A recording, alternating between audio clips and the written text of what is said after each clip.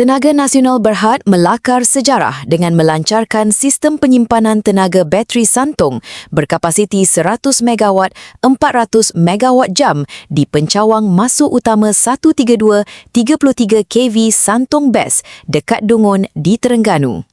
BESS Santong ialah sistem pertama di Malaysia yang disambung terus kepada grid nasional.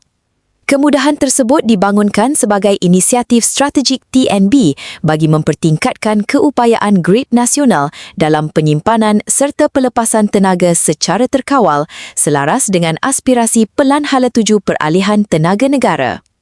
Ia memperkokoh kestabilan bekalan elektrik negara, menyokong pengurusan beban waktu puncak dan bertindak sebagai bank tenaga untuk menyimpan elektrik daripada sumber tenaga boleh baharu seperti ladang solar berskala besar dan sistem solar terapung hybrid hidro sebelum disalurkan semula ke grid pada masa diperlukan.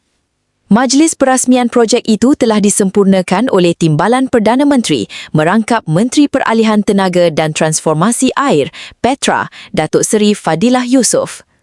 Presiden dan Ketua Pegawai Eksekutif TNB, Datuk IR TS Syamsul Ahmad, menegaskan BESS Santong mampu memberi tindak balas pantas terhadap ketidakseimbangan bekalan dan permintaan elektrik. Dengan kapasiti menyokong kira-kira 40,000 isi rumah di Pantai Timur, BESS Santong menjadi tonggak penting dalam Pelan Hala 7 Peralihan Tenaga Negara.